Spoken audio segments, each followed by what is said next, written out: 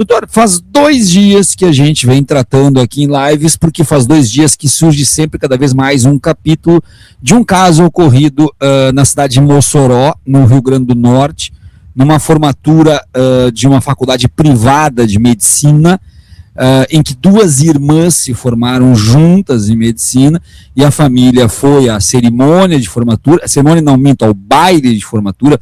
Já estou aqui, não vou falar besteira, não tem nada a ver com a universidade, sim com a produtora do evento e com os familiares, num baile de formatura, e o adolescente de 13 anos, irmão mais novo das 2 formandas, foi caracterizado de um oficial nazista, uma roupa que é uma réplica muito fiel, com os adereços, águia, cruz de ferro, etc, etc. Num primeiro momento, a família disse que o jovem fez aquilo escondido, que levou a roupa numa sacola, vestiu no vestiário, que a família não sabia disso. Num segundo momento, disseram que o jovem gostava de se vestir de personagens históricos e que para ele era apenas uma fantasia. Só que aí a polícia e o Ministério Público do Rio Grande do Norte entraram na história, começaram a investigar e começou a cair a máscara da família. Em resumo aqui para a comunidade, as primeiras etapas da investigação mostraram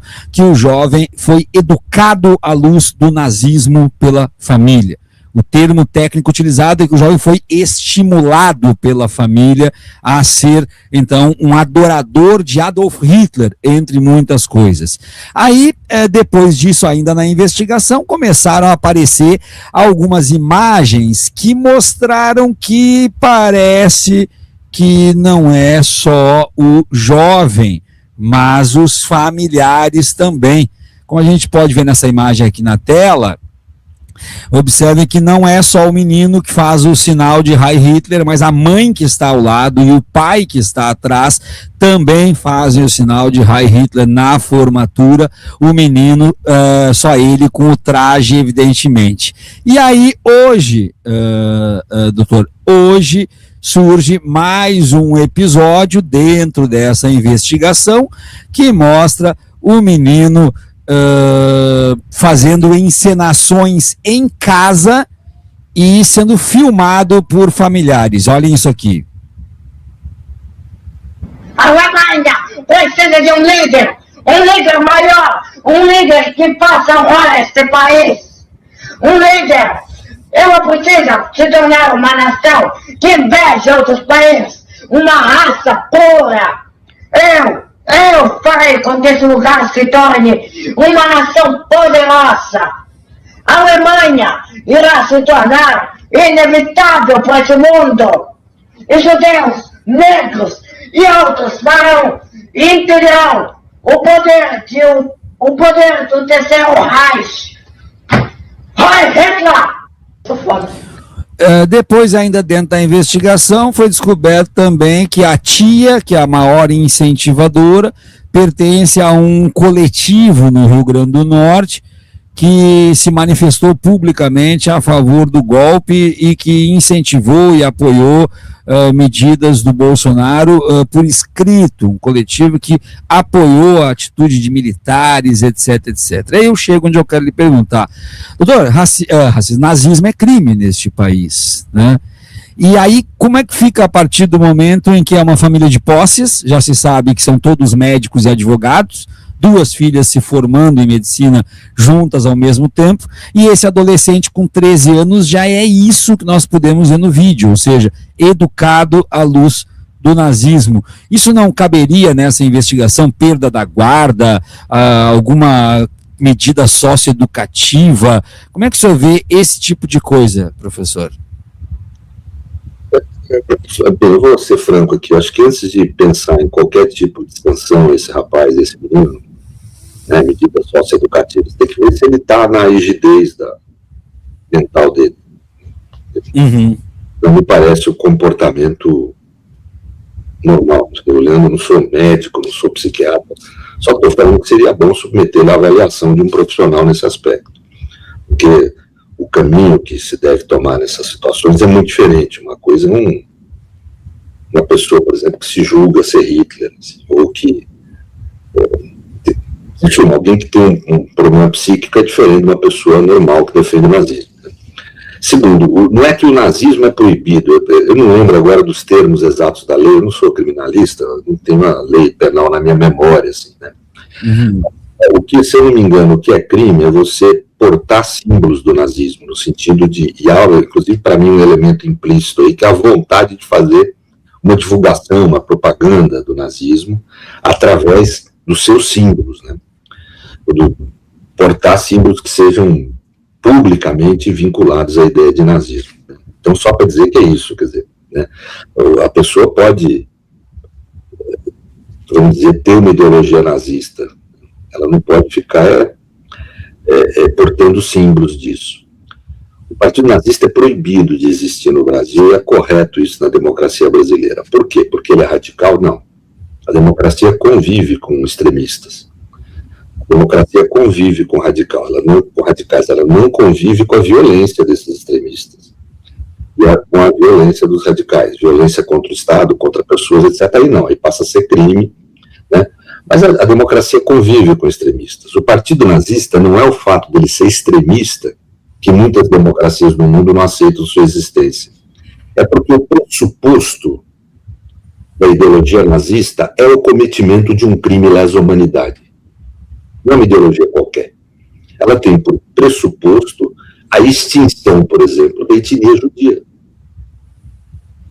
Tem por pressuposto a extinção, o cometimento de um genocídio.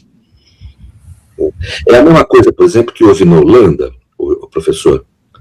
Eu não sei se o pessoal daqui sabe, mas por um período houve na Holanda um partido que defendia a pedofilia abertamente. Aliás, era um partido constituído para defender a pedofilia. Esse era o principal, vamos dizer, proposta política dele, foi constituído para isso. Ele acabou sendo proibido. Por quê? Porque o pressuposto, aí não é um pressuposto de crença, de organização da sociedade, é o cometimento de um crime grave. Pedofilia é um crime grave. Então, quando você tem esse tipo de situação, é um crime que tem um traço de lesar a humanidade, quando você pratica sexo com menor de idade, né, com uma criança. É um crime gravíssimo. Então, esse tipo de postura não se admite. Então, não é propriamente, a gente tem que entender isso, não é porque o nazismo é extremista, é porque o nazismo pressupõe o cometimento de um crime lesa humanidade. Existem países, democracias, que permitem a existência do partido nazista, né? Acho que é desses países, assim, porque eles estão permitindo, vamos dizer, a divulgação, a estimulação, a organização de pessoas em torno do cometimento de um crime lesa humanidade. Isso não é política, isso é crime. Querer fazer um genocídio não é política. Nós não estamos dentro do âmbito da disputa política de poder. Nós estamos no âmbito do cometimento de um crime lesa humanidade inaceitável no plano da democracia constitucional. Muito bem. Eu vou colocar aqui até para a comunidade, né, saber o que o doutor Serrano acabou de botar, está aqui o que significa de fato a lei, que é exatamente o que o doutor falou. Eu vou colocar agora aqui, só um minutinho, já estou pegando o print. Vamos ver aqui. Agora sim está indo para a tela. Então, deixa eu ver se eu ajeito isso aqui. Aqui cortou, acho um pouquinho, mas no Brasil a apologia ao nazismo é crime previsto na Lei 7.716 de 1989, que tipifica a divulgação de símbolos, emblemas e gestos associados ao regime como prática discriminatória. Quando envolve menores de idade, a apuração ocorre sob as normas do Estatuto da Criança e do Adolescente, podendo resultar em medidas socioeducativas direcionadas ao adolescente e responsabilização dos responsáveis legais. Então, é isso que diz neste ponto. E aqui para eu esclarecer bem o que eu lhe falei, para ficar bem claro, porque eu fiz isso aqui muito en passant, o que nós temos já na investigação é isso aqui que foi divulgado, inclusive, pelo Pragmatismo Político, que diz, então, que Natália Lima, que é a tia do menino, que é a maior incentivadora dele. Ela é filha de mestre Adamir, um dos fundadores da União do Vegetal, grupo religioso que anos depois passou a ser citado em denúncias e investigações envolvendo teses eugenistas, ideias de supremacia branca e uso político da ayahuasca. Em publicações antigas, a médica também compartilhou conteúdos ligados ao esoterismo, ocultismo e manifestações de simpatia pelo presidente dos Estados Unidos, Donald Trump. Essa é a tia dela, que é a maior incentivadora, que nos primeiros pontos também da investigação já apareceu que ela sempre chamou o sobrinho nas manifestações dele e caracterizações dele de nazismo, sempre chamou o sobrinho de meu mini gênio. Essa é a forma que ela se refere à criança sempre que ele fazia algum tipo de encenação nazista.